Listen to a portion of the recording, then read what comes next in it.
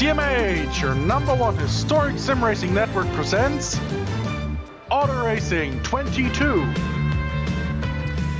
A very good evening. Welcome to Oulton Park Motor Racing Circuit here in Cheshire for this Classic Motorsport Hub race meeting here at the beautiful Oulton Park Circuit. Tonight we have got round number 7 of the series taking place. We have a very early spin as we lose the 340 car off into the grass in the early stages. But nonetheless, we are just about ready and set to go for another set of racing from the Formula Fords here at the Classic Motorsport Hub. And I apologise, it is round number 8 of the series tonight as we get things set and ready to go. So here at Oulton Park tonight for the second time this season. We've had one fixture here already. That was back in April. Sadly, that one was not broadcast for technical difficulties is the reasoning behind that one. But we are here this evening, which is always a positive. Obviously, as you can clearly see, the track is certainly not as we would imagine Oulton Park today. I don't think they particularly appreciate trees either side of the circuit. On that note, we'll take a look at the circuit guide if we're able to give you a quick rundown of the Oulton Park circuit. This is a 2.761 mile circuit, very similar to the length of Thruxton last week. We've got not too many turns on this layout of Oulton Park because before the chicanes were added. You can already see the banked corner at the Shell Oils hairpin that has just been taken by David Saber. There is 12 turns on this track, heat race distance of 7 laps and a final distance of 13. The laps have been shortened this week by 1 lap in the heats and a couple of laps in the final, but other than that, everything remains unchanged from last week's meeting at Thruxton. So that's a rundown of the track for you. This venue's been here since the early 50s, of course, and unlike so many other venues in the UK, this one is not an ex-RFA. This was built on the parklands, and it still very much is. The house is even still about, hence the name of the final corner being Lodge Corner. So we are just getting the final few moments of practice wrapped up before we go into qualifying at 6 o'clock British Summer Time. Now, with the first session of the day, there'll be 15 minutes. The qualifying session for the Formula Ford as David Saber goes exploring the undergrowth on the exit of Lodge Corner. Here's Simone Gillihardi in the 340 Lola. He's just come out of the Shell Oils hairpin, which is an extension to the track made in 1954.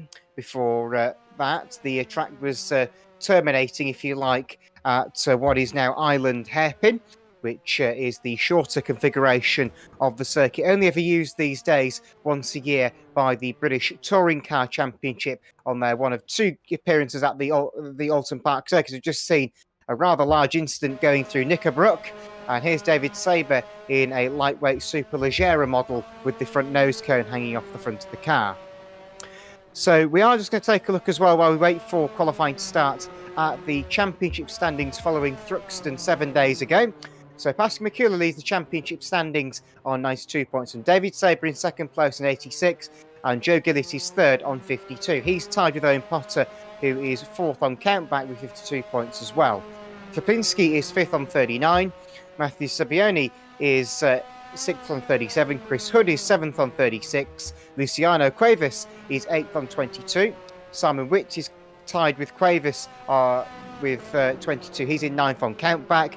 Then we've got Janosch and Guerrero on 20, along with Sataramo as well. So we've got 3 cars tied for 10th position on 20 points. Obviously, certain cars are there on countback because of when they raced beforehand, etc., etc.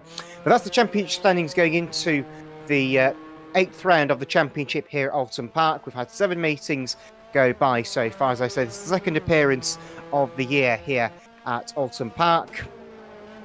We have currently got 4 cars with us. Hopefully a few more will arrive in the next few minutes, but at the moment we're in for a slightly smaller entry of cars compared to meetings gone by, should we say. But qualifying will be starting as soon as it possibly can do as we get ready to go here at Oulton Park, as David Saber has a spin. Around he goes down at Old Hall Corner, and that's not gone entirely to plan, I don't think, but a good little pirouette there in the Sunshine Desserts car. So if you excuse the pun, he certainly made a bit of a meal of that one, unfortunately. Here's the 340 Lola, the Italian driver. That is in the beautiful Castrol livery, of course. A livery that has been famous on many cars, and we'll see what we get. So I'm being told I've got 2 minutes till qualifying will begin. So just giving a few drivers a couple of minutes to get themselves sorted. That is just what we're going to have to do here, unfortunately. We are missing a couple of cars. We've now got a fifth one, so that's always a positive.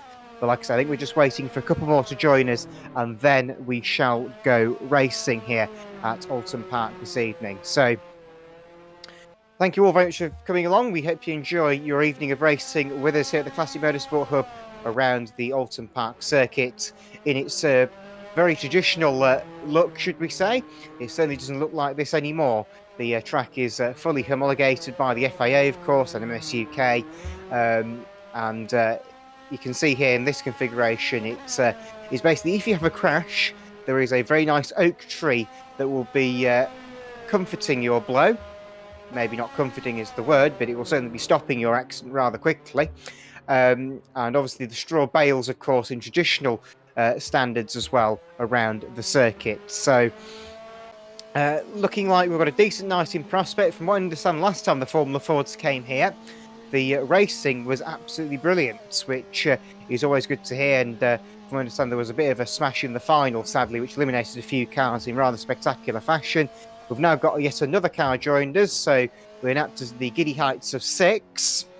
I know that doesn't sound like a lot, but it should be enough for a good race. We've got a car going off at Knickerbrook, and it's just about able to dig itself out of the undergrowth and rejoin us, and hasn't thankfully planted itself in the bridge on the run-up Clay Hill, but he's managed to survive that one okay at the moment. Owen Potter is coming the quickest on track at the moment with a 1:48.403.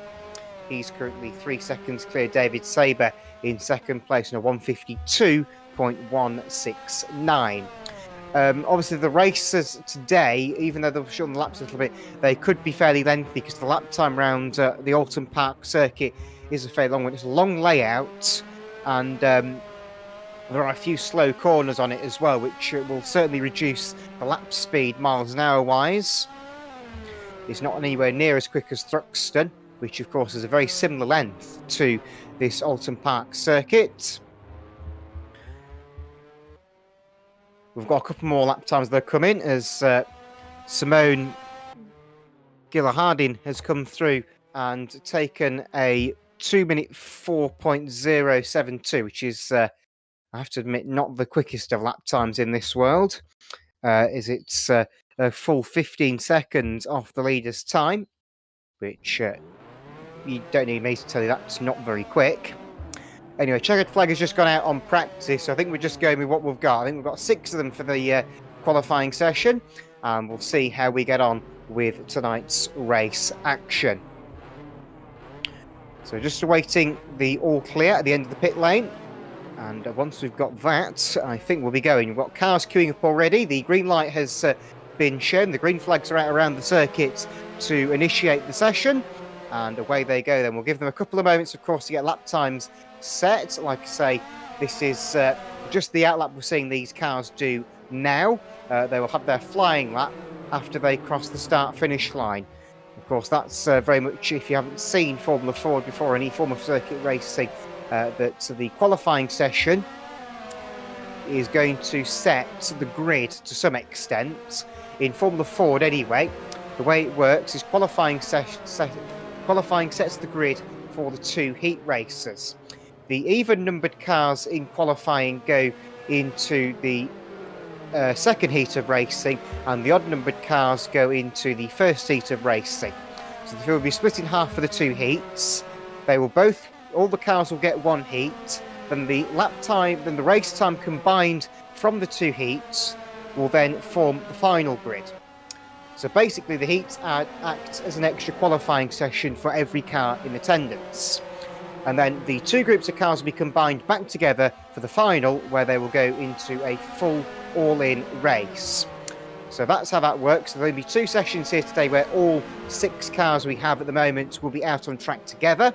Obviously, the other racers will see them split into 2 groups of 3. If any more turn up, we'll establish where they go as and when, and depending on how well they've done in the qualifying session. All 6 cars are currently out on track, bar Owen Potter, who was the quickest in practice in the number 28 Hawk DL11. One of the very few Hawks in the season. I think it might be the only Hawk here tonight. But the cars are starting their flying laps as Simone goes through in 3:40 to start his flying lap. He's the first car in the train. I'm just checking to see if Owen Potter's going to join us on track anytime soon. He doesn't seem massively keen on doing so at the moment. We've got a lock-up going into the left-hander at Cascades already, and that's in fact gone off the track completely. Can he hold it? He has just about. So Simone, our first off-track excursion of the session there, just missed the braking point a little bit going into Cascades. It's a very evil corner, that one, as the braking zone is down a hill and there's a very nasty bump on the entrance to the corner, so which throws these little Formula Fords off track. Pascal McCullough's gone back to the pits as well in the meanwhile, as well in car number 3. So I think he may have had an issue on his outlap, but I'll try and get that confirmed to you as and when I know. So 4 of them on track at the moment. Purple first sector in the meanwhile has gone to David Sabre in car 83. He's certainly the quickest of the 2 that have set a first sector so far. As you can see, the car bouncing down the back straight towards Knickerbrook. Through Knickerbrook they go. And then up the hill, under the bridge at Clay Hill. And then they'll make their way down even further as they make their way into Druids. A long sweeping right-hander. As you can clearly see, these Formula Fords, very, very chuckable little cars. Then they're going to go down the back straight towards Lodge Corner, which is the final big stop on the lap. And oh dear, no, never mind. It would be the final big stop if the car stopped, which it hasn't. So the 340 car has a half spin down at Lodge Corner on the first occasion. He's going to come up to the start-finish line anyway and try and complete a lap. It'll just be a bit of a benchmark time, really, for anybody else behind to challenge. Across the timing line it is. Give it a couple of seconds to update. The timing screen's running a little bit slowly tonight, unfortunately, so we'll try and get an updated time for you as and when we have it, as Gilhardy has just gone wide into the runoff area as well for good measure down at Old Hall Corner. That was a 2-minute 1.336, and David Sabre's come through with a 1:57.33. A 1 minute 57.738 rather. I'll get the numbers right eventually. Right, here comes Jack Aslabe. Jack Aslabe made his debut last week at Thruxton. Did very well, to be fair, for a debut. Here he comes to the timing line now. What's he going to get? We'll find out for you in a moment. The 208 car of Halil Sahin has gone through and set a 2-minute 9.244, which is not exactly setting the world alight, but it is a lap time nonetheless. Jack Aslabe has actually gone through and set the fastest lap of the session so far, 1:56.038. So clearly getting to grips with the car a little bit more already than what he did for the entire meeting at Thruxton last week. Oh, Halil Sahin has had a spin on the exit of Cascades. I just caught there briefly. Here's Pascal McCullough. Is he on an outlap? I'm just trying to work that out. I think Pascal McCullough's on an outlap, so he's not on a competitive time at the moment, and that's probably for the best considering the line he's just taken through Lodge Corner and half spun. I think Lodge Corner is going to catch a number of drivers out this evening, with it been a bit of an awkward one for a few of them tonight. He's now starting his flying lap and makes his way into the first corner at Old Hall. Chucks it completely sideways. That was fantastic stuff there through Lodge Corner from Pascal McCullough. Full-on sprint car style through the first corner. And he's now going to make his way through the left-hander at Cascade. Can he hold on to the track? The car's washing out on him, and it's going sideways again. And oh, goodness me. That was a right old tank top there. Nearly ended up in the lake, which would have, I think, ended rather badly, as race cars and lakes don't mix, as sadly one of the Eurocar drivers found out at Mallory Park many years ago in the 90s. And this time he's going off. Duckham's board has just been missed, and into the undergrowth goes the Pascal McCullough machine.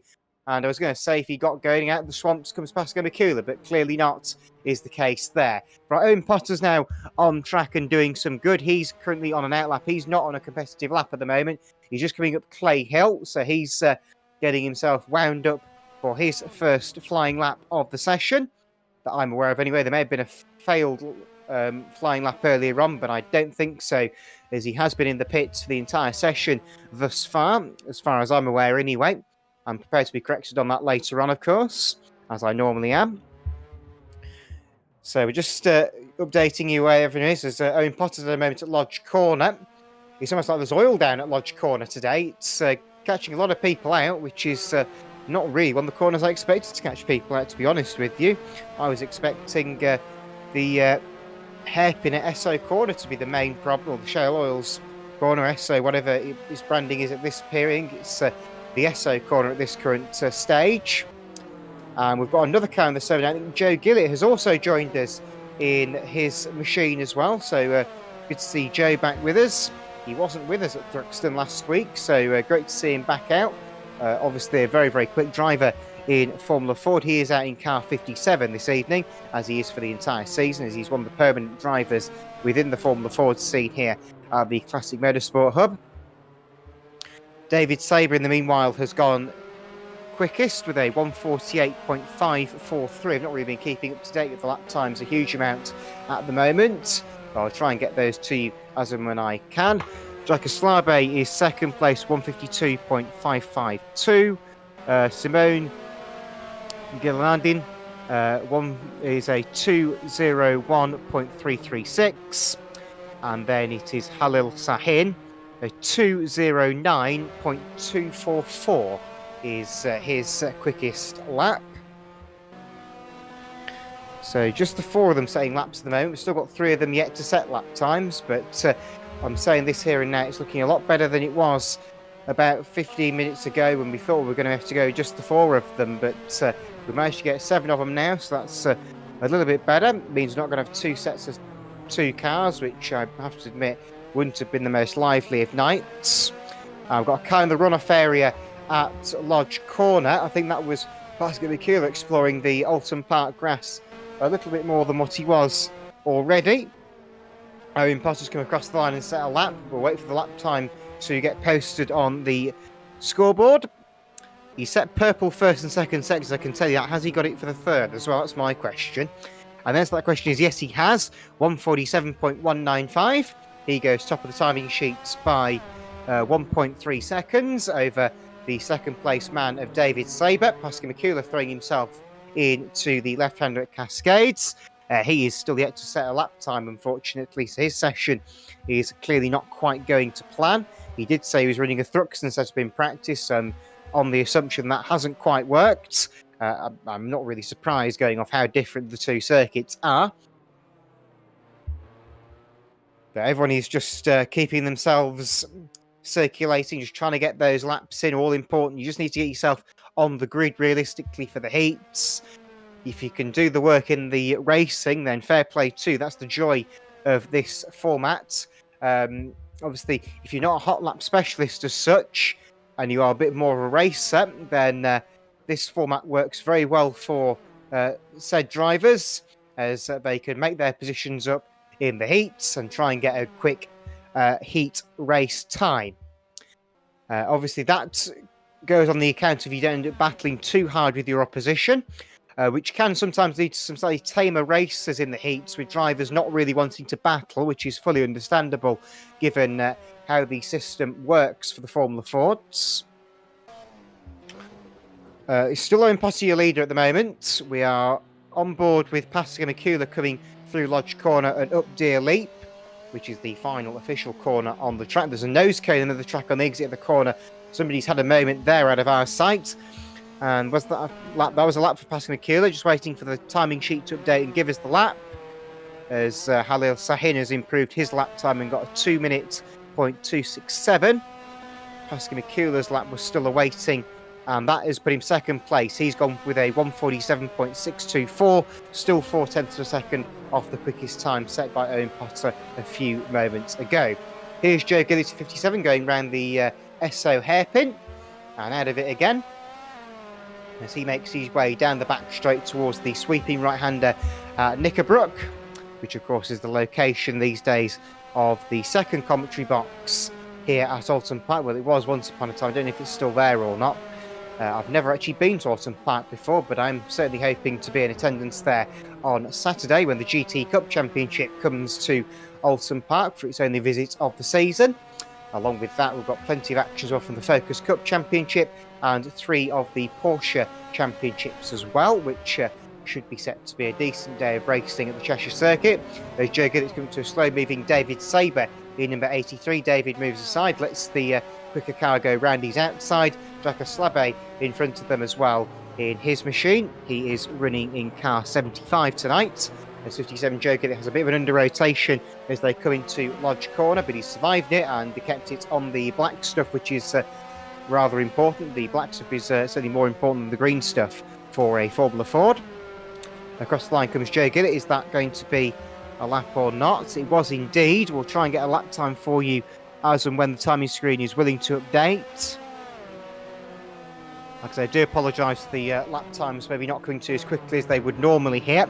He's across the line with a 1:48.604, so a decent lap there from Joe Gillitt, shifting him into 4th place on the grid. He's currently now 2nd on the grid for heat number 2, which, depending on how the grid works, may actually put him in front of the pole man, but I'll try and get that confirmed to you as and when I know, because sometimes the grids on the classic tracks can be a little bit offset, which does look a bit peculiar in places, but on the most part it is just about right. Here's David Sabre in 83. He's currently running 3rd with a 1:48.543. That's not really changed since the last time we set our sights on Mr. Sabre. 1 minute 50 seconds of the session to go, so people might get 1 lap in at the very most, maybe 2 if you're very lucky with where you are on the track at this current stage. Somebody's gone off at Knickerbrook, one of the black cars in the run-off. I think that was Jack Slabe that's had a spin down a Knickerbrook and hit the barrier, unfortunately. So his session is, having a bit of a downward spiral after a brilliant start. It's really fallen off the cliff, I'm afraid. Dave Sabre's run wide, and that's going to cost him some time as he came out of Druids that time around and went into the run-off area. But the question is, can he survive Lodge Corner, which has caught so many out already today in both practice and the qualifying sessions? Over the Deer Leap section of the course, these cars aren't quite powerful enough to get airtime. We have seen a few vehicles over the past get airtime over that section of the track. The British Superbike Championship, maybe more so known for it than anything else, with the bikes being much lighter than your average race car, and the riders can provoke them a little bit into the air as well if they so desire. So David Sabre, third left-hander at Cascades, locked up a little bit on corner entry, but he survived it, which is very important to do so. Of course, to finish first you have to finish is the moral of the story in motor racing. In fact, anything really, isn't it? That could be used for any terminology. And Joe Gillitt's had a spin at the hairpin in front of David Sabre. He's just survived it, I think. He may have recovered it. I'm not sure whether he went around or not, but he certainly lost control briefly, and I think had a moment at the hairpin. Everybody has now set a lap time, which is very, very good to see. The lap times are very, very wide in the range of them. We've got drivers that are a full 13 seconds off the pace, which is a little bit of alarming for a spec series, but nonetheless, we'll hopefully see them improve as the night goes on, as they make their way into the dying embers of the session. The clock has actually struck 0 now, so I think anybody who's on a lap now is going to be concluding their session. There's only 3 cars left out there. David Sabre's gone off. Watch the big support, and he's just missed it. So the 83 car ran a little bit wide there coming out of the right-hander at Druids. He's going to chuck it into the final corner at Lodge, and that was a very, very big slide. He's just survived it and not ended up going straight into the Avon advertising boards. Across the line comes the Sunshine Desserts car, not making a meal of it this time. Across the line he goes, and we'll get a lap time for you on that one. Let's have a look. So David Sabre's last lap. I'm just trying to work out. He improved in the first 2 sectors. Whether the third sector was the same morals. It was indeed a 148.487, but it wasn't enough to jump Pascal McCullough, unfortunately. Here's Owen Potter in number 28. He has set a purple second sector this time around. And across the line he goes. I'm not sure what the lap time's going to be. I say that, and Pascal McCullough's just taken that fastest second sector away from him. Was that lap an improvement there from Owen Potter? That's my question. I'm waiting for the timing screen to tell us. It was indeed a 146.771, our first 146 of the evening. And we're just waiting for Pascal McCullough to come through. He's come through on the track, waiting for the timing screen to register he's come through as he comes to a screeching out in a cloud of tyre smoke. And the timing screen just bringing to the line, and he now goes quickest with a 146.548. So he takes over the front of the grid, a 549. In fact, I apologise. He now takes over the front and gets the pole by just 0.2 of a second over Owen Potter in second. But that's the two pole men then. Pascal McCullough feet 1 and Owen Potter feet number 2. And with that, we'll get the grids all sorted for you. I'll be back to the action here at Oulton Park in just a few minutes' time. We'll see you in a few minutes after we just have a quick commercial break. One of the activities around the house we enjoy is washing the family car. Ain't she a beauty? And when we're finished, we enjoy making A&W root beer floats, flipping in the ice cream, then pouring in that rich, creamy A&W. Now you try it.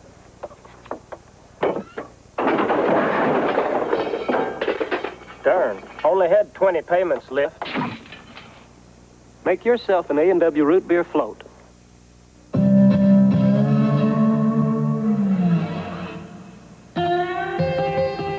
Just between you and me.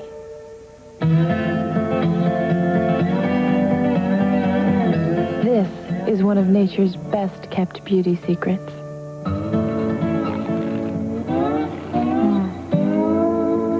Satisfying. And it's healthy for you, too. Foxy, the natural beauty food.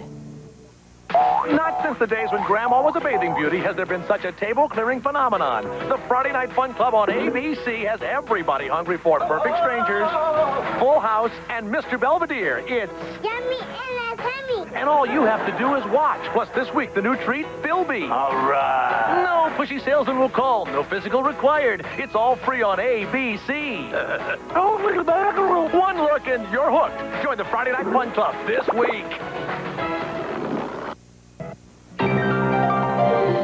Saint-Tropez, France, Gstaad, Switzerland, Bali, Indonesia. You can search the world over and find nothing as luxurious as a big, thick Klondike ice cream sandwich. A veritable feast of elegant vanilla ice cream surrounded by a lavish cookie made with fabulous chocolate. Of course it's rich. And because it's Klondike, it's famous. No one puts chocolate and ice cream together like Klondike. Take it from Robin Leach. A very warm welcome back to Oulton Park for round number 8 of the BARC Formula Ford Championship. And as always, with coming back from the commercial breaks, a bit of housekeeping to do. Don't forget, our next race meeting here at Classic Motorsport Hub will be on Sunday the 17th of July, which is going to be round 8 of the SCCA Trans Am Championship at Watkins Glen for the Watkins Glen 350, live from the Glen, believe it or not. I know it's hard to imagine. But that's coming up in a few days' time here, a week on Sunday for the SCCA Trans Am cars, the big American muscle cars. But with that, we're back to the action here at Oulton Park for round 8 of the Formula Ford Championship. We have now got the scene been set for heat number 1 of the night. We have got a total of 4 cars on the track for this one. This will be the busier of the 2 heats. We've got 7 cars here on the track. This first race, if memory serves me right, is 7 laps distance-wise. Just waiting to get final confirmation that everybody is in place and ready to go here with race number 1 of the evening. Qualifying was fairly lively for a couple of drivers, should we say. But certainly I think a few of them may want to forget their qualifying runs as well. Anyway, we've got a few cars on the track for a bit of extra practice. By the looks of it, David Saber is, the only one so far that is out there on track in the 83 car, in the Sunshine Desserts car. and he will be certainly one to look out for. He was certainly one to look for during the course of the meeting. And no one to look for with Pascal McCullough, who's just going to join us in the box for a minute or two, I think. So very good evening to Pascal. Good evening, Ben. Hello, welcome. So, how are you doing? Yeah, it's going well tonight. Qualifying, of course, just done and dusted with, and some lively moments and a fair few problems with Lodge Corner certainly been the highlights of the session this evening. Well, yes, the thing with... Well, we had the rule changes, the regulation changes last week at Thruxton with the fuel tanks being moved forward, whatever. Making the cars technically a bit more... I would almost say more front-heavy, supposedly. But that also means you have to adapt your setups that you already have for the new cars, I will call them. So, as you already correctly said earlier, I'm running a Thruxton setup with minimal changes because that's just the first race we ran with the relocated fuel tanks. And let me tell you, that thing, when you get out of the pits, you have these threaded tires. They are cold when you get out, of course. Put them on, you don't have these tire heaters, these heating blankets that you have in Formula 1. So they're stone cold, and they are really hard compounds. So you have literally no grip until you get them up to temperature and up to when you get the pressure up. So that's where most struggle sits, especially at the final corner that you mentioned. Because the final corner, what's it called? Lodge? Yeah. You turn in, and then you have the crest, and you go downhill before you even stop turning. So you got the elevation change, the direction change. You have to work with the weight of the car and the little bit of weight that there is. It's just a very difficult corner to master. So you're really better off just taking the corner careful. Being a bit slower through the corner, but having the advantage of not crashing out or spinning out. And that's, I think that's where most people struggled a bit. But I think now that we have the heat race with a bit more fuel in the cars, I think the cars will be a little bit more stable. You would hope so, but that could also act as a bit more of a counterweight to make them tank zapper even more. Definitely. But, yeah. We're just currently watching Jack Aslabe out on his lap. In 75, he seems to be winning a lot more competitive than he did last week at Thruxton, which is good to see, as he was a complete newcomer to Formula Ford just 7 days ago, and certainly seems to have got the hammer down a little bit more this week. Yes, I must say, I feel he is just in the right place with these cars. Now, he's getting used to them. He joined at Thruxton, he walked into the paddock like 10 minutes before qualifying looking for a ride, and then the number 75 team gave him one on the off chance that he could do good, and he did. I think he finished 5th in the final then, and I think just something similar happened today as well. He just showed up last minute, and I'm pretty sure his team, or his team, I don't know how many people he's got, like 3 or 4 people maybe, really just a small independent operation. I think they were pretty astounded when he was topping the timesheets early in qualifying. So, he's probably gonna do well. So, but anyway, I see that the checkered flag is out. I need to go race. No worries, right. So that means it is just about time to go racing here tonight here at Oulton Park, with heat number 1 of the night for the Formula Fords. And once that is set and ready to go, we'll get underway. So here we go. Just awaiting the all clear. The checkered flag, as Pascal said, has been thrown, and the 2 cars out on laps have received it. And once that is all sorted, we'll be good to go. Jack Aslabe, quickest in that warm-up session, a 151.525. Exactly 25 seconds quicker than David Saber. You couldn't really write that if you tried. Nonetheless, I think we are just about set and ready to go. as the session is about to be advanced, which in fact, there we go. That's the session advanced as we speak. I almost like I planned that. I don't normally, but yeah, almost like I planned it that time. So the car's now waiting on the grid for this race. 7 laps of the Oulton Park circuit about to come your way this evening here at the Classic Motorsport Hub as round 8 of the Formula Ford Championship is about to get underway for the first race of the evening. We are waiting for the race to start, and I think we just had a restart because we're down to 2 cars in the server, so we've lost half the grid, which is not exactly the best of starts. And I think, yeah, we had a restart. 2 cars have disconnected, so we'll get them back in the server, and then we'll try again with a full grid of cars, we hope. And if we do all this waiting and find out that 2 of them that 2 of them crash on the first corner anyway, I think a bit of a kick in the teeth, really. But unfortunately, that is the morals of our factor. It's never the most reliable game in the world. And to be honest, we don't expect it to be. The game has been on the market since 2005. The game's been on the market 17 years now. Yes, I should know that, as I'm only a year older than the game. But yes, it's been on the market 17 years now. And really, it is a bit of a dying game, unfortunately, for circuit racing. As you can clearly see that, you know, if we tried this back in 2005, you may have had more cars. But as it stands, 17 years down the line, more games have come, more games are here to replace it. You know, you've got the likes of Assetto Corsa, which is very, very popular these days, particularly Competizione for the GT racing, for the GT3 and GT4 cars, which of course is in conjunction with SRO these days, the overall board of GT racing. And that also has all the UK tracks in it now with the British GT add-on. Obviously, other games out there as well. The Project Cars series, both 1 and 2 in particular, have been very popular as well. But that's just one of those things that the games do advance. But we are just about ready to go.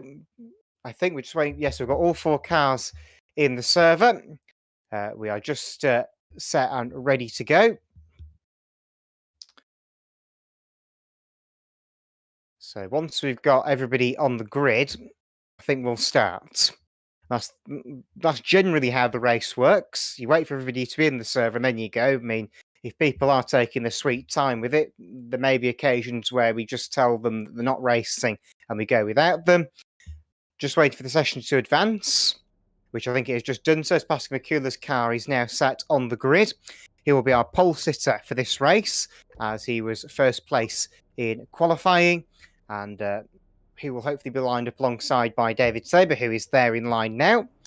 Then we've got Halil Sahin and Jack Aslabe on the back row of the grid for this one. Right, 4 cars on the track then for Formula Ford Heat 1, waiting for the lights to go out on the gantry. And once that is done, we are underway in racing for the first time tonight. Here we go then. Just seeing how long we're going to be. I can't see the lights from where I'm, sadly, so it's just going to be a case of when they go, which they have indeed done so. We're underway in racing then with the first race of the night. Heat 1 for the Formula Ford is underway. Pascal McCullough had a wheel-spinning start and now takes the early lead as they go round Old Hall Corner for the first time. David Saber's having a spin as he keeps it down the tree line, just about. That was a right old moment there for David Saber, and he's lost all the ground he did have, so he's down to 4th place. As running wide goes Jack Aslabe. Has he survived it? He might have gone for a spin. We'll have a look, see if he's still there or not. He's dropped back to 4th place, but he has kept it on the straight and narrow, I think, as Halil Sahin from the back of the grid has made his way through into what is 2nd place. And in fact, he's a slow mover, pulls off to the side of the road. David Saber's gone through for 2nd, and Jack Aslabe, after all that, has gone back through for 3rd. I'm not sure what happened to Halil there. He just seemed to slow down and pull off to the side of the road, which is not exactly what I was expecting to see, but I don't know whether there was some contact there I didn't see earlier on that made him decide to surrender positions, but in all fairness, that's spread the field out quite nicely now. So these 4 could actually set a very quick race time if they stay separated like this, and this may be what they want to do. Because these 4, if they do it quickly, they can try and get themselves 1, 2, 3, 4 on the grid if the second race gets a bit hectic. So your leader at the end of all this is Pascal Mikulo, number 3. He's making his way into the right-hander at Druids as we speak. David Saber is second place. They make their way down the back straight towards Lodge Corner, which is the final big braking zone on the course, as we say. So Mikulo turns into the right-hander, hits the apex on the inside line, and motors his way out of the corner as they head their way up Deer Leap to complete lap number 1.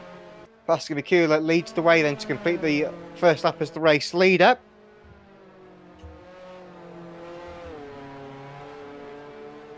Then we've got David Saber running in second place in the 57 car, recovering, the 83 car, recovering after his moment at Old Hall Corner on the first lap.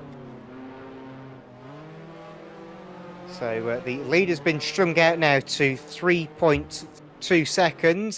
David Saber's made it extend even more now as he's run wide coming through Cascades. Got 2 wheels on the grass there and was very lucky not to flick the car around and off into the runoff area on the other side of the track, which would be rather devastating considering the runoff area was followed immediately by not a barrier or some straw bales, but a lake. So if you get it wrong there, the car is in the drink and lost forever more than likely. So David Saber, of course, as we say, second place, the builder of the circuit to the Croft. We saw in round 1 as Pascal Mikulo spun. The leader's gone. So Pascal Mikulo spun round. Where was that he's gone? That was the Shell Oils hairpin, I think. So I don't know if we can get a replay of that or not, but the leader has gone. In fact, he's lost his nose cone as well. So we've got a replay here. Pascal Mikulo, and the car just went on the power, being out the corner and went around. The nose cone has been lost somewhere else. So he was actually the leader, and he's dropped down to third place by that point. Here we go. So he's going to the left-hander at Island Bend, and the car's just understeered wide. He's gone wide and hit the barrier, and narrowly avoided. He scraped past the tree, and well, that is Pascal Mikulo's car damaged, but I think rather fortuitously, if you can say that, the front wheel has not been knocked off. So the car is able to continue on without doing its best impression of a Reliant Robin. So David Saber now takes over the lead in car 83. Nothing new there, I hear you all say in unison. Mikulo's down to third place. That means Halil Sahin is a long way back as Mikulo's run wide coming out of 75 car.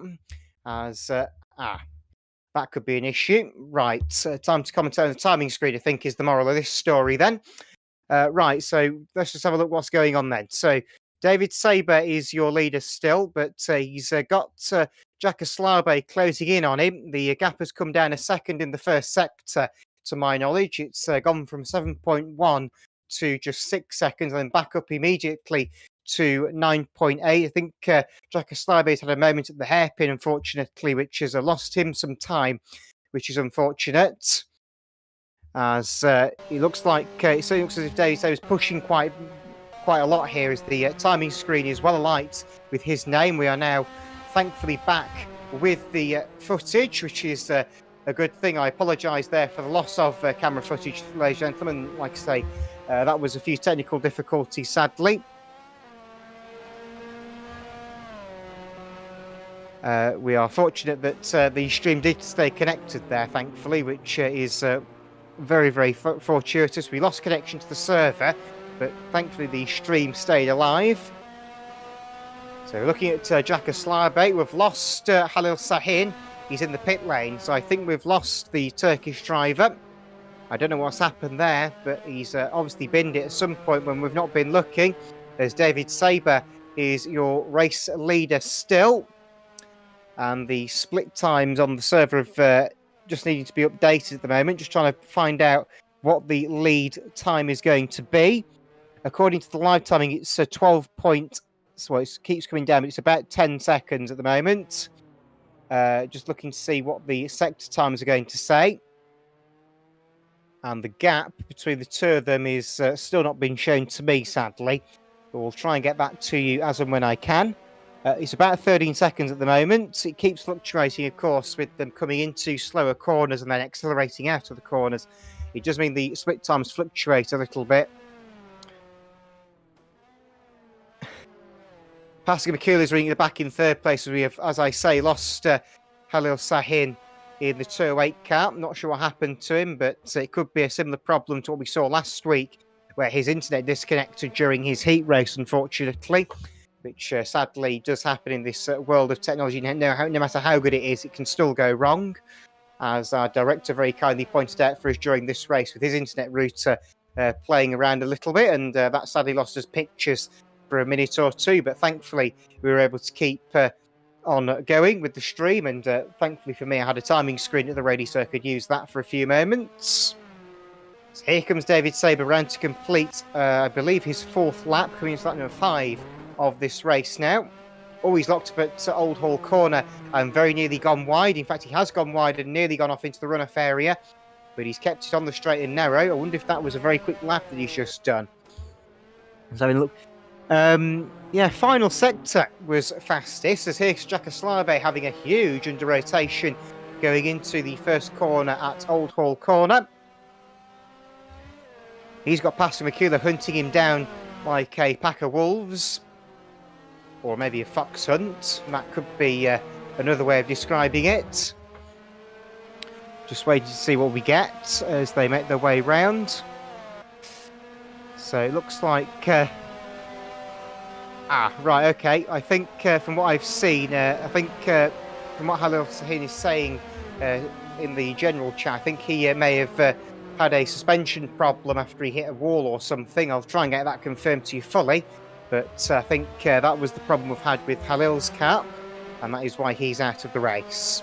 But Pascal McCullough is still in the chase of Jakoslabe for the 2nd position. He's desperately trying to recover the ground he lost early doors with his spin down at the hairpin, plus I think a off-track excursion as well on the long sweeping left-hander at Island Bend, which is where the hairpin for the short configuration of this track comes across. Around the outside of Knickerbrook he goes. Brilliant overtake, and Jakoslabe's going around, not quite, well held. That was looking like it was going to be a massive accident to Knickerbrook there for Jakoslabe. He managed to hold on to it just enough to keep it on the straight and narrow. There's all kinds of tyre smoke, but he held on to it rather amazingly. As Pastor McCullough doing some more sprint car style manoeuvres, this time around the right-hander at Druids. But he's now on the hunt of David Saber, who's the leader, but he's got a 20-second advantage to Subjuice, which could be a bit difficult given the current circumstances of how few cars are on the track. So we have now got... Yes, we are now very much in the closing laps now of this one for the Formula Fords, as Pascal McCullough has had a half spin at Old Hall Corner. He's kept it just about on the straight and narrow, which is rather fortuitous for him. We have got 5 laps in the books, as far as I can tell. So it's going to be, I believe it's going to be the last lap this time around, when your leader comes back to the start-finish line, which is still David Saber, who, after taking the lead, has somewhat disappeared into the sunset and has not been seen since. So here comes McCullough into the hairpin in the STP liveried car. One of the work slowly. The other one of them is driven by Matthew Sabioni, the South African driver. He's not here this week. He's on holiday. All right for some, isn't it? And makes his way down the back straight towards Knickerbrook, which is the long sweeping right-hander at the backside of the course. Take that comment as you will. I'm sure someone will put a strange twist on it. Jakoslabe is still running there in 3rd and is having an admirable effort despite a half spin a couple of laps back, but he's kept it very well together tonight. He's doing a lot better than he was, as we said, in the build-up to this race compared to Thruxton last week. But this race is certainly getting itself done and dusted with fairly quickly. The laps have been fairly consistent across the board, really, from everybody that is still circulating. So luckily, I think for David Saber, he could be on for yet another race victory here. And the rate these 3 have gone, well, these 4 have gone, if you count Halil been on track for his few laps of glory. I think these 4 have managed to set a fairly decent pace to this race, despite a couple of spins elsewhere. But who knows, heat number 2 could be just as chaotic, if not more so. But David Saber has started his final lap, to my knowledge. The race has been ongoing for about 14 minutes, as we've just seen a improvement as Jack Slabe gets his personal best lap of the race with a 151.999. It is a 151, but only just, which is certainly an improvement from what we've seen from him earlier on in the day. So here's David Saber coming to Knickerbrook for what I believe is the final time. Into the right-hander they go. The car leaps over the bumps on the entrance to Knickerbrook and then over the crest of the hill at Clay Hill under the motor bridge. And then around past the front of the house. He's making his way towards the right-hander, at Lodge Corner to, I believe, complete the distance in Formula Ford heat number 1. Around the final corner he comes. Runs a little bit wide as they come over Deer Leap. Sparks go flying from the under tray of the car as it scrapes along the tarmac. Here he comes up to the start-finish line and takes a checkered flag. So David Saber, your winner. Pascal McCullough will probably come home in second, providing he doesn't throw it away last bend. Jack Slabe is a long way back, unfortunately, in 75. Here comes Pascal McCullough off of the final corner at Lodge Corner. Checkered flag at the ready for him. He takes second place in heat number 1. And then Jack Slabe will round out the finishers in third. He comes across the line now to complete the distance and complete the race as well. But like I say, the lap sheets will be checked and double checked just to make sure that everything is all in order. Of course, you do have electronic lap scoring, but of course you cannot always trust it to be completely accurate. So there will be a quick double check just to make sure everything is where it should be. Quick check of the lap times as well and the race time, and that will be all good to go. But that rounds out Formula Ford Heat 1 of the evening here at Oulton Park. Heat 2 will be on track in the next 5 or so minutes. Right, so we're just going to go to a quick advert break, and once we've done that, we'll be back with you with Heat 2 for the Formula Fords in a few minutes' time. When it comes to bagging garbage, there's a best way Hefty, zigzag. and a second best way. A best way to close, a best way to lift, a best way to carry away. Hefty, zigzag. Why settle for second best? Mr. Bobby McFerrin. Ah, it's for Ocean Spray. So tangy. So crisp. Taste refreshing Ocean Spray Cran Raspberry. It's music to your mouth. Ah. Oh, grapefruit juice? No, Ocean Spray Pink Grapefruit Juice Cocktail. It's not what you think. It's not bitter. Ah, sweeter. It's all yours. Ocean Spray Pink. What's a meal I hate to miss? Kibbles and bits and bits and bits. Variety I can't resist. Kibbles and bits and bits and bits. Crunchy, chewy, I insist. Kibbles and bits and bits and bits. My dog food goes like this. Kibbles and bits and bits and bits. Crunchy, chewy, all in. Chow down. And try Kibbles and Bits and Gravy Bits. And Puppy Kibbles and Bits, too. Are the funniest shows on ABC this fall?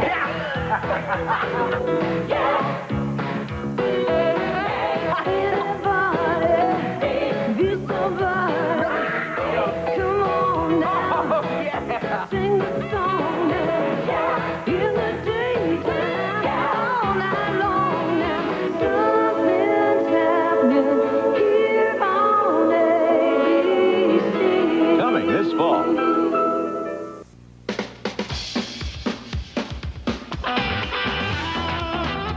Bo knows baseball. Bo knows football.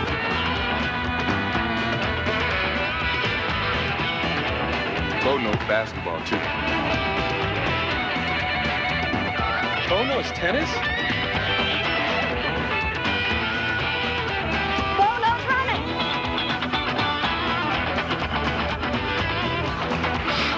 No. Oh, no, cycling. Bo knows weights.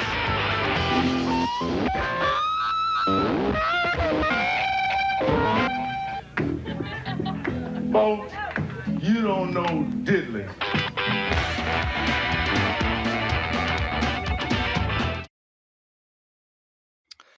Right, as always, a very warm welcome back to Oulton Park for this 8th round of the BARC Formula Ford National Championship. So we're just about ready to go then with heat number 2. Before that, as always, the housekeeping has to be done as we have our next Formula Ford event up on the screen now on July 28th. That's in 2 weeks' time. 3 weeks' time, in fact, as my maths is completely wrong first time round for round number 9 of the championship back at Croft, where we started the season campaign off, of course, and we go back there for the second time this season. I believe that might be the last time we see the Formula Fords ahead of the summer break, but I'll get that confirmed to you in the near future. But that's the next Formula Ford action here on July 28th. That's, as always, the regular Thursday night slot around 6 o'clock British summertime. Right, that rounds out the housekeeping there. We'll get back to the on-track action here at Oulton Park this evening as we have the last 3 cars that need to be qualified for the final in this race meeting. Of course, this will be the last chance for these drivers to secure their grid positions for the final later on. So just the 3 of them in this one, which is, I admit, not the most exciting sounding prospect in order, but we've seen some brilliant 3-car races already this season, with Croft being a prime example of that, and it can't be any worse than some of the 3-car banger races I've seen in the past over here in the UK. Yes, I've seen a few of those over the years I've been watching stock car racing, but we're just about ready to go with our second race of the evening.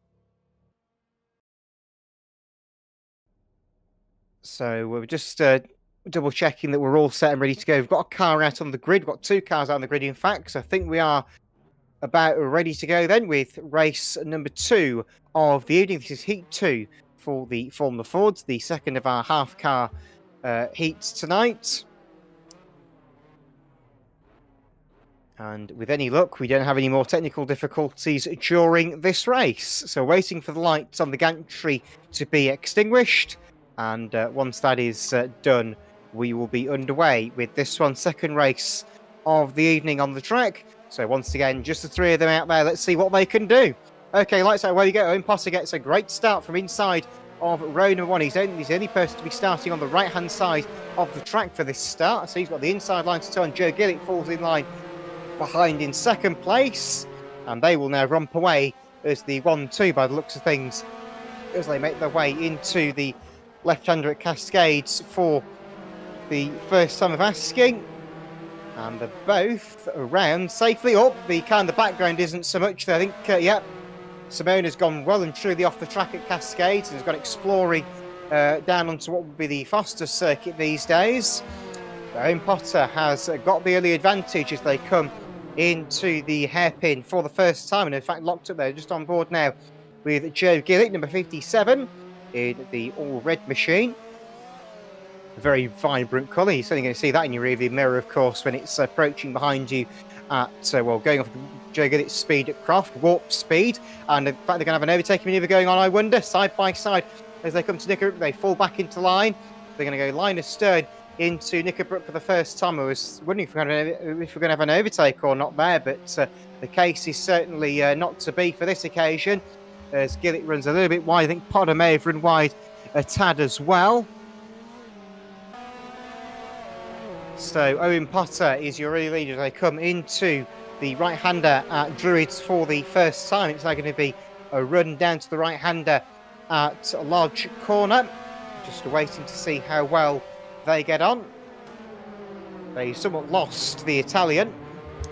I think Simone has dropped a long way back already. He's, 20 seconds back already according to the timing screen. I wasn't expecting that after just one lap. But these 2 at the front are running liners as they complete lap 1. Lap 1 is ticked off in the books and already is forgotten about, and is now into the second lap of racing as Gillett still attacks the back of Potter. To be fair, these 2 running like this is not a bad thing. It means they're going relatively quickly and they're not really delaying each other because they're not really battling as such. They're sort of running line astern at the current situation. So I'm just been informed as well that Simone's car is crawling. He's going side by side. Gillett is coming down the inside at Island Bend, and he's through and takes the lead. Potter down to second place. as Joe Gillett takes over the front. Into the hairpin, and Potters chucking it back down the inside. Can he make the move stuck on the inside? I wonder. They nearly bang. Oh, in fact, they do bang wheels. In fact, they both nearly go tango off into the runoff area. And Gillett's back down for a second. Owen Potter back through to lead it. What a move there as he goes back through. So the two British drivers going hammer for tongs at each other as they make their way now into the back straight again. But I was just saying before I was interrupted by the overtake that Simone is crawling. So we suspect he may have got a mechanical problem or he's had an accident that we haven't seen. As Potter's down the inside of Knickerbrook, side by side. Gillett trying to go on the outside, but he's not going to make it happen. No, he's not. He backs out. And Potter now retakes the lead once again. What an incredible battle this is between these two at the front. Absolutely superb stuff from the Formula Fords. This is exactly the sort of stuff we want to see from these little 1600cc pocket rockets. Owen Potter now has the lead and is away and gone, but Gillett's fighting back at him though. And Gillett is now side by side as they came out of Jury's down towards Lodge. It's going to be an incredible battle as they come into the right-hander. And Gillett has chucked in on the inside. He's left to be going straight on. And he's off into the runoff area at Lodge Corner. So Joe Gillett has gone wide and has now lost all the ground he had. And Owen Potter now blasts away into the race lead. But it's okay for Joe as he'll probably be confronted by Owen Potter's obligatory race spin. But that has not happened so far. So he may be in for a good night for Owen anyway. But Joe Gillett has dropped back. And Potter's now run away at the front. But the question is, can Joe Gillett catch him up on merit? Potter went for the fastest lap of the race that time around with a 1:49.218, as Joe Gillett understeers a little bit on the wide side as they go through Cascades. We have still got Simone circulating out there in the number 340, but he's a long way off the pace at the moment. So it's certainly going to be a night of surprises, I think, from the Formula Fords. Of course, Owen Potter won the final here at Oulton Park on the first visit of the season to the Cheshire circuit. So certainly it could be an interesting one to look out for later on, of course, if he can replicate that again in the final this week. Of course, Joe Gillett may have an answer for that. Same with Pascal McCool and a couple of others maybe as well. We've seen it. David Saber is a highly likely candidate for the final win this evening, going off his performance in that first heat. Potter's lead is, I think, shrinking again a little bit now. I think Joe Gillett's got himself back into the rhythm and certainly hasn't upset it on the way out. Yes, you can see Potter's just in front here of Joe Gillett as we look at the onboard camera on the left-hand side of the car as they go into the right-hander at Lodge Corner. You can see where Joe Gillett went straight on the last occasion. The tyre marks tell the tale, don't they?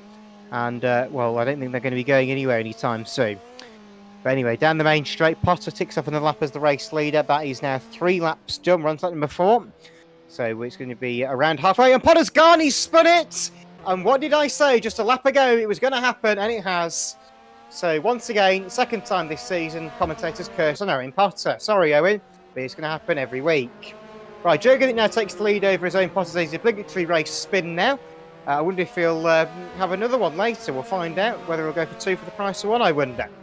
Anyway, Joe Gillett now takes the lead back and will now proceed to set off into the distance, and we'll see if Owen Potter's got any answer to Joe Gillett. We only just caught the rear end of Potter's moment. And we'll see if that one will affect him any further. But Joe Gillett hasn't actually pulled away as much as we expected him to do so, as Owen has managed to regain control of the car relatively quickly. But that's by now he's fairly used to doing it, so that's no massive surprise.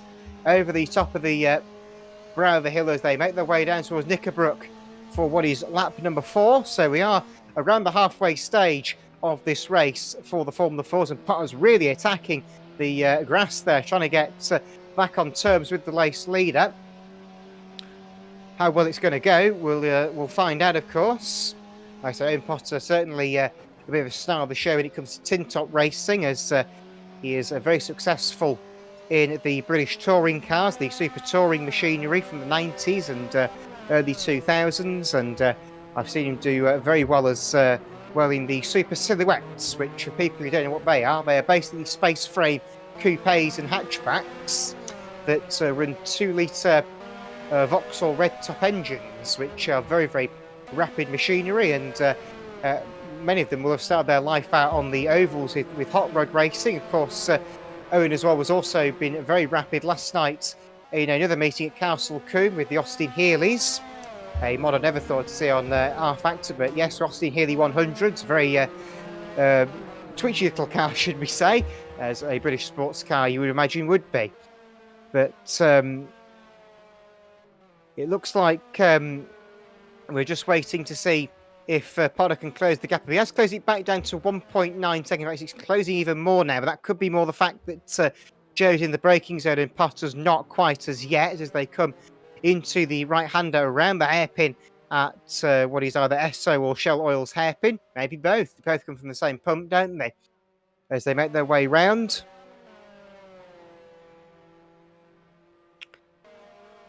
So over the top of the hill they come again. The sparks fly once again from Potter's car as it bottoms out as they go over the crest, which is where the chicane at Fulstons has now become.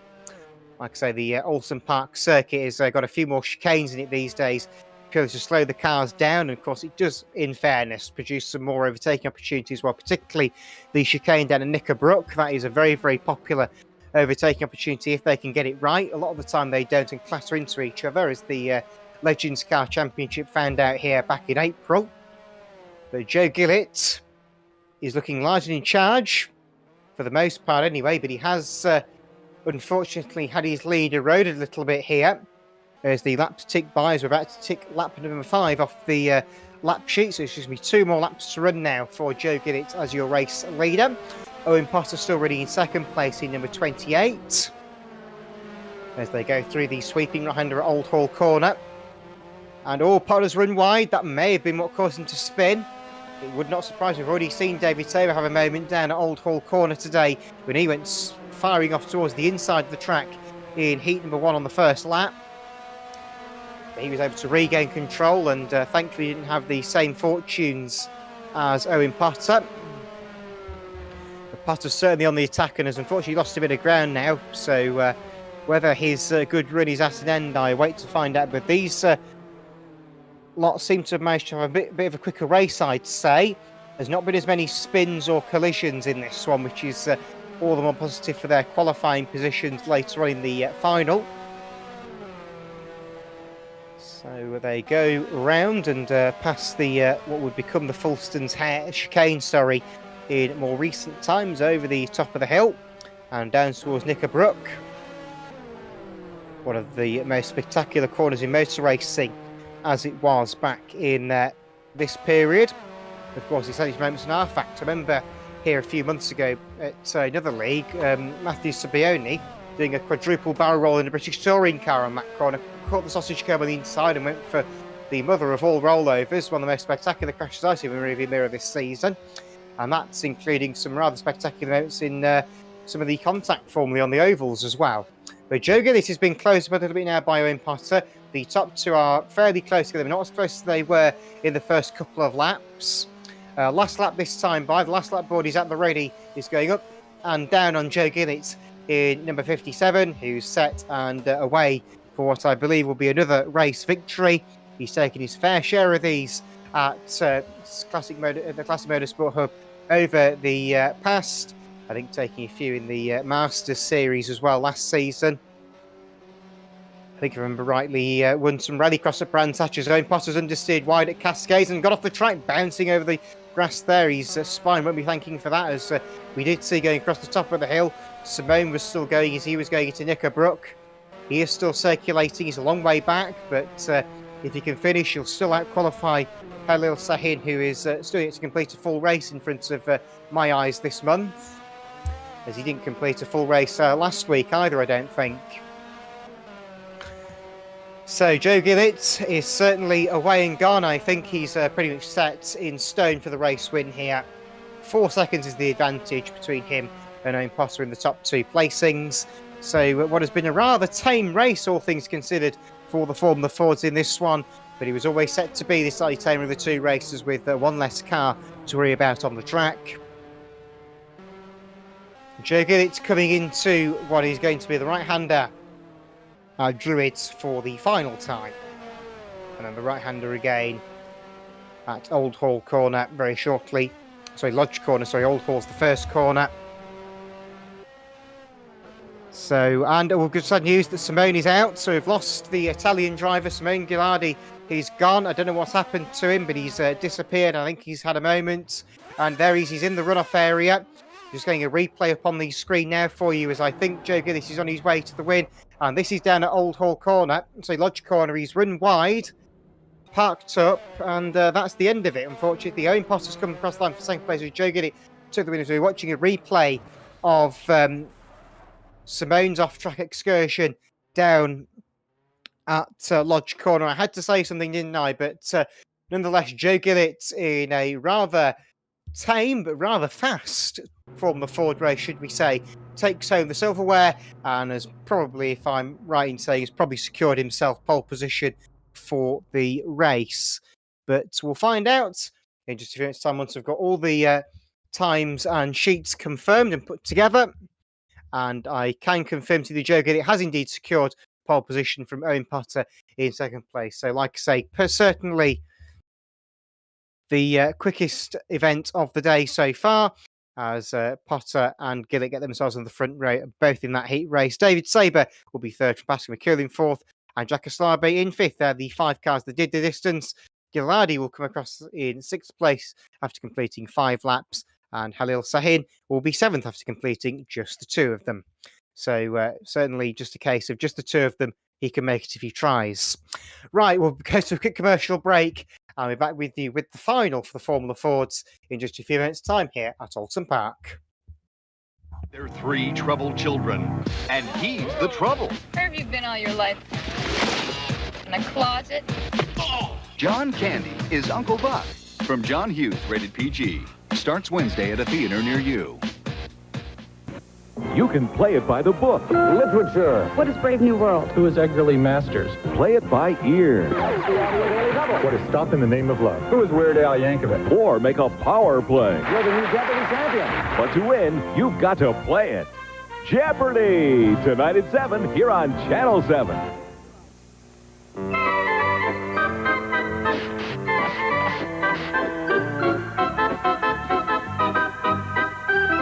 It's easy to see why people are switching to scrub-free bathroom cleaner.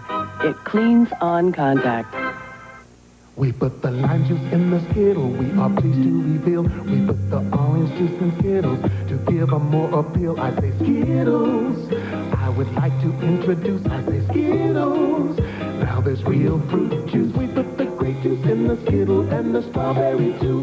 And the juice of the lemon, so you have yourself a few. Real fruit juice and Skittles, bite-sized candy Skittles. Taste the rainbow of fruit flavors, woo. Touchstone Pictures presents the oddest couple of all, Turner. You're in my house! And Hooch. Back off, Hooch! They've got different friends. You cannot spend the night! Different tastes. Don't eat the car! An occasional difference of opinion. Are you aware of your drooling problem? But with a little patience and understanding. Oh, that's it! I'm getting my gun! They're certain to become attached to one another. He didn't even break the skin. This dog loves you, boy. Tom Hanks, Turner and Hooch, rated PG. Starts Friday, July 28th at a theater near you. My mouth has a terrible time waking up in the morning. Come on. You know why? Most cereals bore it to sleep, but not Quaker Natural cereal. My mouth gets a charge of whole grains, honey, almonds, raisins, a bunch of different textures, a blast of different tastes. That's reveille, man. My mouth will never get back to sleep. Once you taste Quaker Natural, everything else is just cornflakes. And now there's softer, juicier raisins and dates. Ooh, I think my mouth is going to kiss me. Right, hello and welcome back to Oulton Park for this round number 8 of the BARC Formula Ford Championship. But as always, we've just got to take a look at our upcoming events here at the Classic Motorsport Hub. And the next one is the big one, the Talladega 500 for the Masters Trophy Series. We've got plenty of cars to get, 49 of them here for this race meeting taking place over July 30th and 31st, which is the end of this month, which is a Saturday and a Sunday, to make it as accessible as possible, live from the Alabama International Motor Speedway in Talladega, believe it or not. Plenty of action will be guaranteed on that one, a massive race, plenty of action to come from that one, and of course it is also part of the CMH Triple Crown, of course, which you would expect with it being such a big event 500 miles of the Talladega Motor Speedway, and it's set to be a simply superb event as we certainly see the stars of the ovals come out for the weekend. But that is here on 30th and 31st of July. The Dodge Daytona and the Plymouth Superbird are all going to be there. Some of the famous cars, you know, the likes of Richard Petty, of course, a legend in NASCAR racing, and of course many people will know that as the basis for the King from the Cars movie in 2006. But it will be certainly one to look out for, and hopefully you can get some very, very good racing from that event. Obviously, Talladega, the biggest track in NASCAR, even bigger than the famous Daytona International Speedway at Daytona Beach, Florida. Nonetheless, that is what's coming up here at the end of the month. We're back with the Formula Fords now as Halil Sin, just as we come out of the advertisement, go straight into the wall head on. That was caught on camera, so that will be, for the record, a crash caught on camera. So we'll be back with you with the final very shortly. We're just getting the final few preparations being made ahead of this race meeting, this grand final, tonight.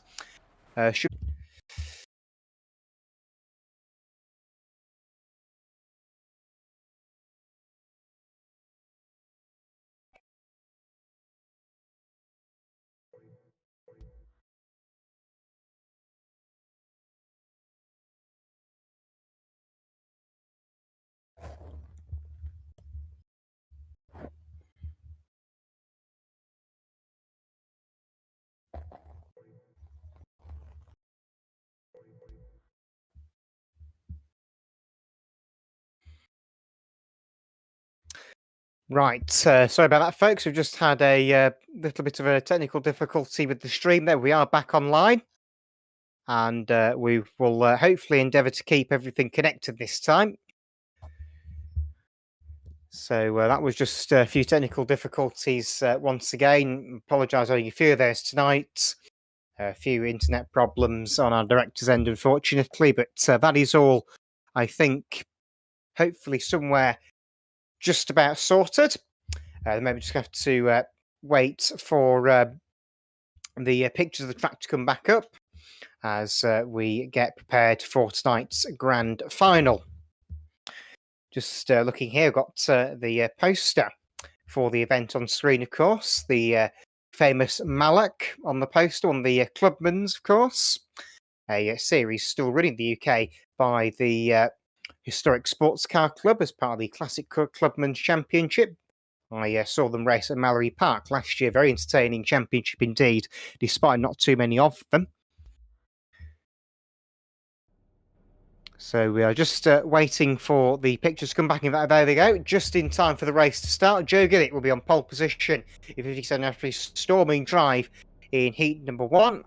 Owen Potter alongside him in the number 28 car. So 7 cars on the track for this grand final, the final of all finals here at Oulton Park tonight. And here we go then, just about set and ready to go. Waiting for the lights to go on the gantry once again, and there'll be underway racing with Formula Ford's grand final. So revs start to rise around the grid, and the lights are away we go, underway racing here with tonight's Formula Ford final. A great start from the front row, both cars away cleanly. Into some Potter around the outside, Gillett on the inside. McCullough's looking in there as well, but he is not able to pounce on the top 2 yet. In fact, he's going to try. They're going to go 3 wide as they come towards Cascades for the first time. So just make sure you look at Cascades, folks. This could be an interesting moment. They've separated themselves. McCullough's gone wide, and McCullough's onto the grass on the outside of Cascades and has lost ground. He's going to drop behind Jack Aslabi in the 57 car, I think. So the 75 car, rather. Joe Gillett is your leader. Owen Potter second place. They come round the left-hander at Island for the first time, side by side at the hairpin at the Shell Oils bend, and they're still scrapping fairly solidly as they come out of the corner.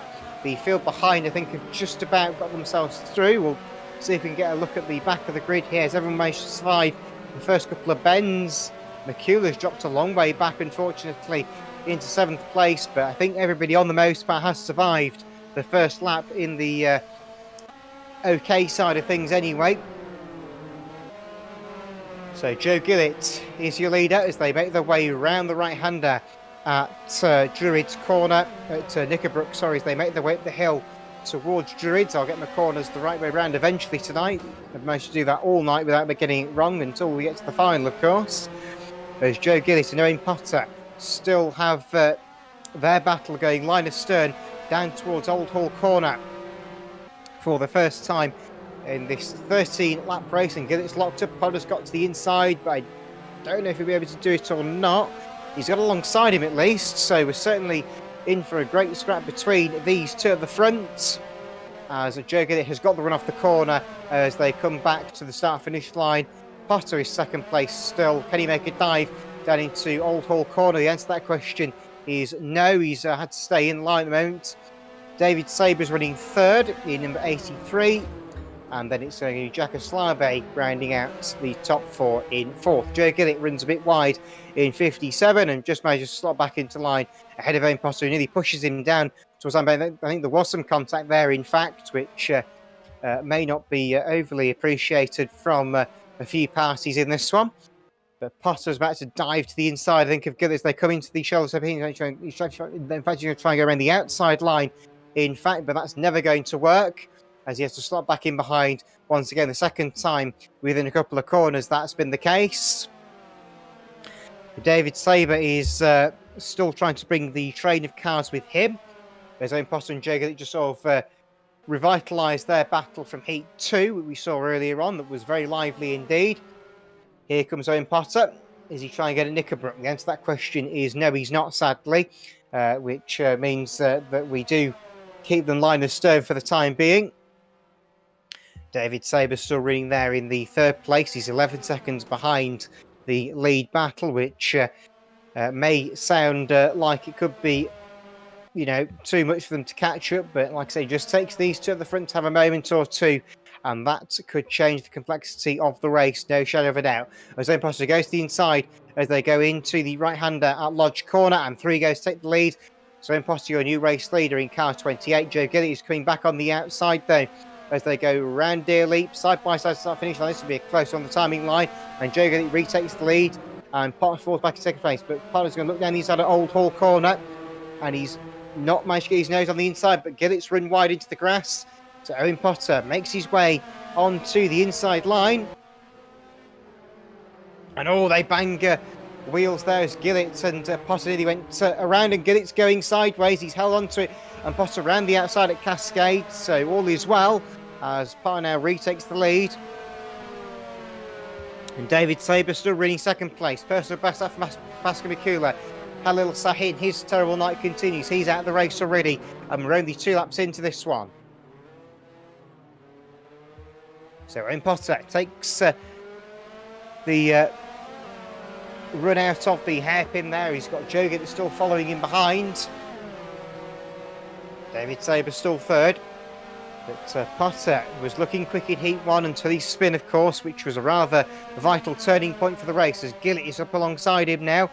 They're trying to go side by side. Are they going to get round? Yes, they are, but Gillett has to back out a little bit there just to avoid tangling with the 28 car that was on the inside line at the time of Owen Potter. But Gillett is certainly looking like he is up for the win here. The Potter's just putting the car in all the right places to keep position on track at the moment, as they thunder their way down to the right-hander at Old Hall Corner again, which has been catching a number of cars out this evening, as we've seen on multiple occasions already. So Potter leads the lap then, so 3 laps in the books. So it's about 10 more laps to go then of this Formula Ford final. Certainly this race still yet to spark, I think. There'll be certainly more to come from the leaders very soon, as David Saber sees his personal best lap of a 150.125. Joe Gillett still running second, as we can see on the screen here. So it's taken a good few wins over the last couple of years here at the Classic Motorsport Hub, including a few of them in the Masters Trophy Series, of course, in the Rallycross in them at Brands Hatch last season, as was mentioned in commentary at Brands Hatch when we were there, of course, which was a very, very lively meeting with plenty of moments at Paddock Hill Bend been a talking point of that meeting. But at the moment, David Saber's in fact losing ground to the 1-2 at the moment. We've got somebody really going for it in Sector 2. That's the 5th place car, Pascal Mikula, who's going for. He's in fact gained a place as well. He's put Simone down to 6th place in the not too distant past, I think. But yeah, the 1-2 have actually spread out a bit more now. Joe Gillett's lost touch of the bit of Owen Potter at the moment, but I'm sure that will be all closed up. Owen Potter's trying to go 2 for 2 here at Oulton Park, taking a race win in the final here on the last occasion in April, as we said earlier on. A very, very quick driver here at Oulton Park is Potter, as they go through Old Hall Corner. A scene of many a great moment in motor racing down at Old Hall, of course, and it has to be said it's home to a fair few first corner pileups, unfortunately, which has cost many a driver points and money, as Pascal Mikula goes fastest lap in the meanwhile, a 1:47.225. He's got past Jack Aslabe as well on the previous circulation of the track. He's certainly the main man touch. You can see the tyre marks on the entrance to Cascades. Everybody seems to be having some under rotation issues at that part of the circuit at the moment.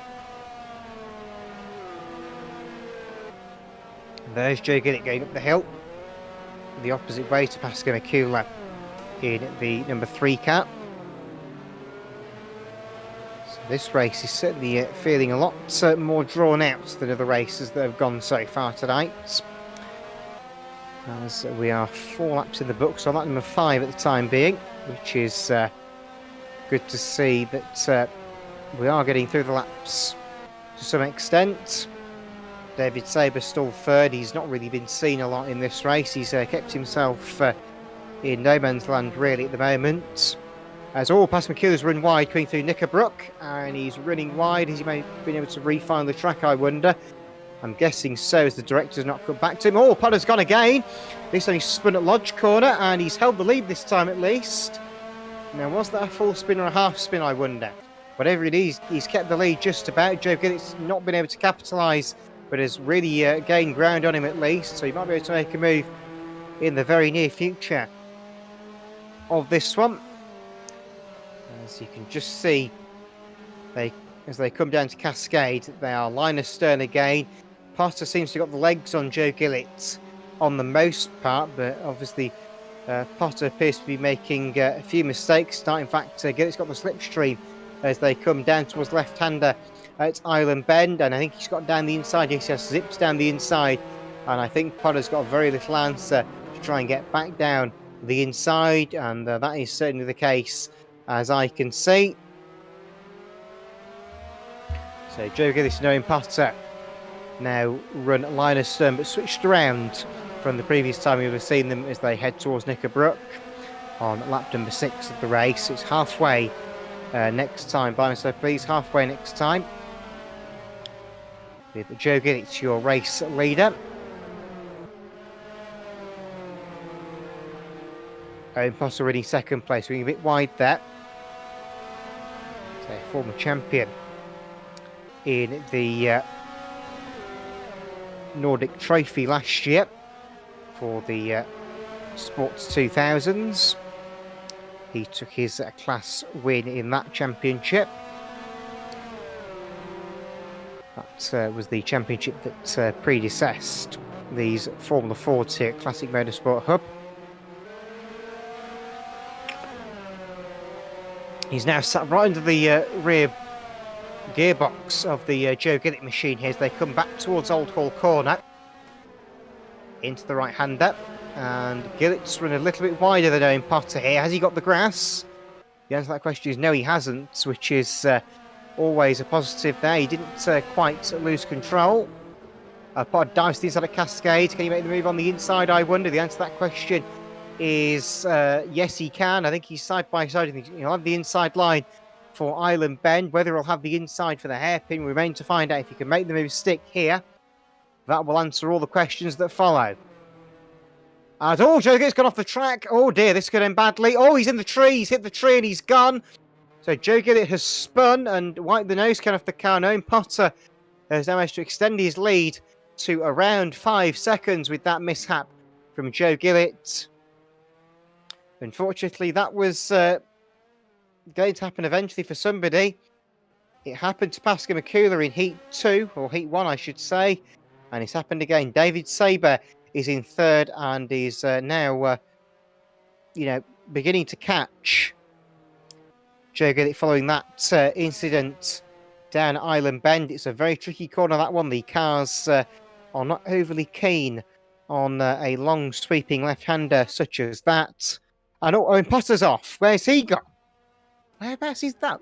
That's a Knickerbrook.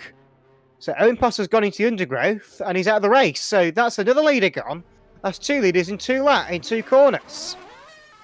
So what's happened to Owen Potter? Here he comes. The car was already scraping on the floor. Then he's gone off into the grass. And at that point, he's just a passenger. And then, bang, into the banking he goes. And that is Owen Potter out. So, he's not going 2 for 2 at Oulton Park. We're down to just 4 cars again. Now, this was the moral of the story last week at Thruxton as well. So, David Saber's now to second place. And that means Joe Gillett is the race leader. But his car, we have to remember, is going to be damaged following his off-track excursion about 3/4 of a lap ago. So it's just a case of who's going to be able to capitalise, I wonder, on any further mistakes here at Oulton Park tonight. So David Saber locks up a bit going into Cascades. At the moment, I think he's probably more concerned about keeping it on the track at this stage. And I think we're just really just trying to get this race run, sadly. It's, I understand, not going to be the most lively race now, but the third place battle has closed up. So Jack Aslabe and Pascal McCuller are certainly fighting for third. That could be a point of interest in the closing laps of this one here at Oulton Park. There's David Saber over the top of the hill and down towards Knickerbrook. Pascal McCuller has dropped down to 4th with Jack Aslabe in front of him. Aslabe has done very well this evening.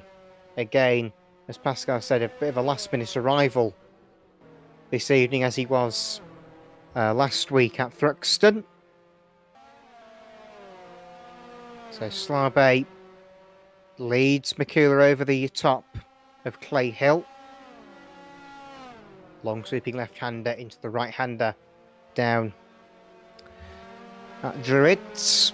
And it seems like McCuller's closed right up to Aslabe, side by side as they come down towards the right-hander at Lodge Corner. Oh, dear me. McCuller using all the track and a bit more. This could end badly. Oh, dear. And McCuller's just avoided going through the side of Jack Aslabe's car. That was very, very close to being a rather large incident. Again at Lodge Corner, we've not seen a huge amount of car-on-car collisions today. We had a couple of them last week at Thruxton, but this week has not been the same. And oh dear, McCuller's just saved it. I thought that was going straight into the tree down there. That was very close to being another devastation for Pascal McCuller in season 2022. But he kept it on the straight and narrow. Joe Gillett is still the race leader, 17 seconds clear of David Saber in car 83. And look up there, we've lost Jack Aslabe out wide. Has he gone off? No, he's kept it, and I think, yes, he's still out in front of Pascal McCuller, so he is Okay, he's not lost track position, so no need to worry about Jakoslabe for the time being. He's kept it on the track. As David Sabre is still on the hunt of Joe Gillett, but it could be a bit of a lost cause, unfortunately, given the advantage is 17 seconds.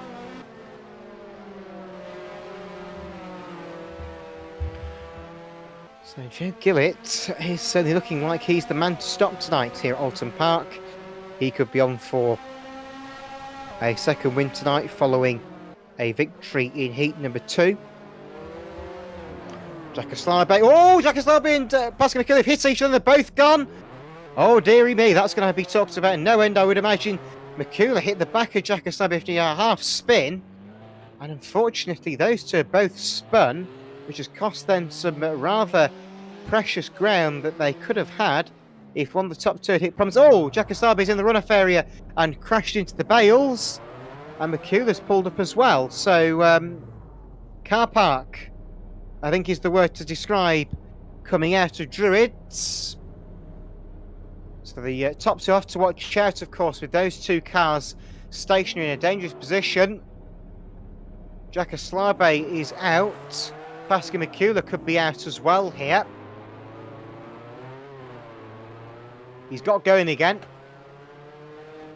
So he's a full minute behind. Well, more than a minute, in fact, behind. David Sabre is still second place and has closed the gap in a little bit by about a second.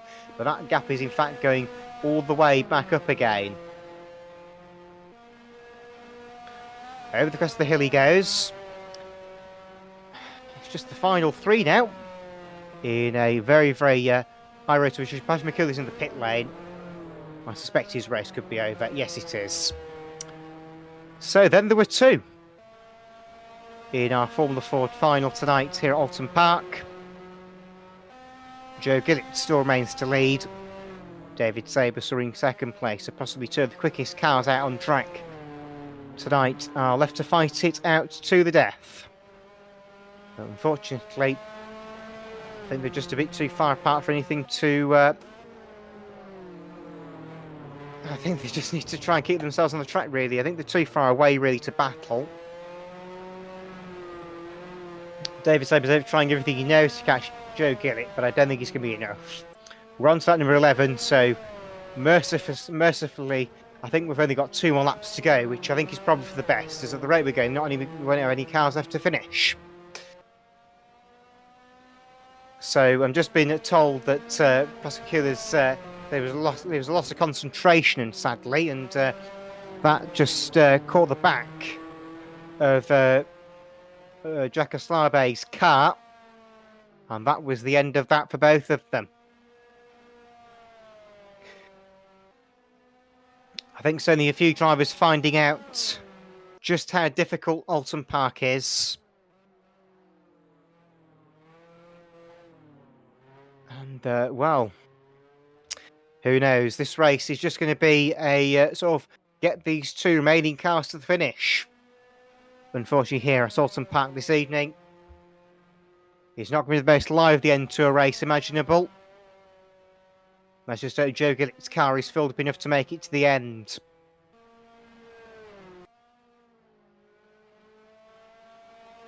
It will be just 2 more laps to go this time, I think. Yes, just 2 laps to go this time. And we just really... I'm just hoping these two can keep it going, because if they don't, it could be a bit of an interesting race. Unfortunately, it's just one of those races that just never quite gelled. Joe Gillett is your leader by a rather considerable margin. He's had a half spin down at turn 1 there briefly. He's kept it just about on the straight and narrow. David Sabre is still running second place.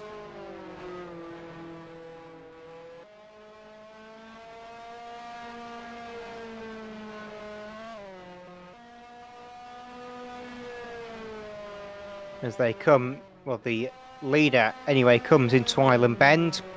Other side of that tree line is a rather large lake. Oh dear, he's nearly gone around on the entrance to the hairpin, but he's kept it just about going in the right direction, which I think is really what we need at this stage for him to keep himself going. yes, Joe Gillett is set for another win, I think, on this one. In what has been a hectic race for the Formula Fords. A lot of DNFs, a lot of mistakes.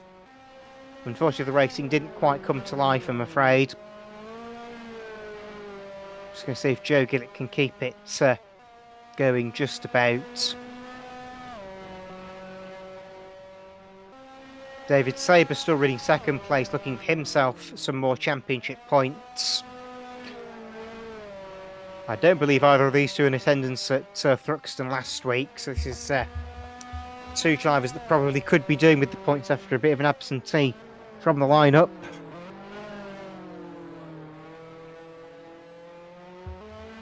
So last lap board at the ready for Joe Gillett in 57. Here he comes across the line. Final lap for him. He's around 18 seconds clear of the second place car of David Saber. So I see no real threats to Joe Gillett regarding anything other than mechanical failure, driver, or running out of fuel. It's a common problem as Gillett throws it sideways through the final lap of Cascades. David Saber has begun to make his way down the hill to Cascades himself. Oh dear, Joe Gillett has gone round and Gillett's gone. Leader has spun off down at Island Bend, so we've lost our leader. He rejoins the race, but he's cost himself some time. And David Saber, I said, may have been down and out, but maybe that was the case not to be.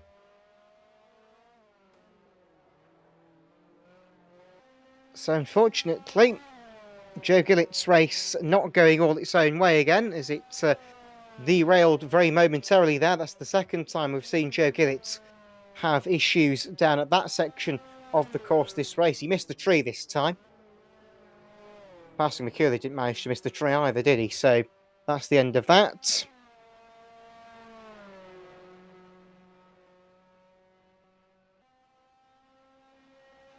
So coming into the second to last corner for the right-hander at Druids. And, he's gone wrong again. Oh, that was a bit of a moment and a half there as Joe Gillett went a little bit wide coming out of the Druids corner. But it is no real disaster for him as he's had a spin already. What more could you need? Anyway, show your flag at the ready for Joe Gillett, who takes home one of the most tame, well, I'd like to say tame, the most, takes home one of the most chaotic Formula Ford races of the season. David Saber, second place. And that rounds out the finishers for that one. Just the two of them. And they certainly could make it if they tried, and they did indeed do so. But there we go, that rounds out the Formula Ford final. We apologise for the slight reduction in cars in that one. That was not at all how he planned that race to go. The intention was all 7 of them would finish, but that may have been wishful thinking. And the commentator's curse striking 1 or 2 drivers in that one. And we'll get a full result for you as and when we have it. It's not very difficult to get a full result. There's only 2 of them that finished, but we'll try and round everything up. So, yes, there we go then. So that rounds out the Formula Force night. So Joe Gillett, you winner in the 57 car, and second place David Saber in the 83 car, and that will round out our evening of racing with us here at Oulton Park. I'm going to sign off in some time. We'll just go through the upcoming events for you before I do sign things off this evening, as I have got elsewhere to be, unfortunately, after this. So the next meeting will be on July 17th for the SCCA Trans Am cars at Watkins Glen for the Watkins Glen 350. That's going to be a week on Sunday. Following that is going to be the 9th round of the Formula Ford Championship from Croft. That's going to be on July 28th. That's in 3 weeks' time. That's 3 weeks' time for that one. Then following that, the big one, the Masters Trophy, part of the Masters Triple Crown, on July 30th and 31st. So a weekend of racing and qualifying from the Alabama International Motor Speedway for the Talladega 500. And we have a grand total of up to 49 cars over for that one. How many cars we'll get is a different question, but that's the next real big one for the Masters Trophy. That will be here, thankfully, on July 30th and 31st. And that, as you would imagine, knowing my luck, is the weekend that I've got 2 race meetings to attend in person. But never mind, I wish them all the best for that meeting. But on behalf of the Classic Motorsport Hub, we'd like to thank you all for your attendance and your viewing here this evening at Oulton Park. Once again, I apologise for not having a huge amount of cars finish the final, but c'est la vie. It's what happens, unfortunately, on the odd occasion with the with motor racing. It's not scripted; anything can happen, and it normally does. And that race was by no means a exception to that rule. Anyway, on behalf of all at the Classic Motorsport Hub, thank you very much for your attendance, and we'll see you again very soon. Good night.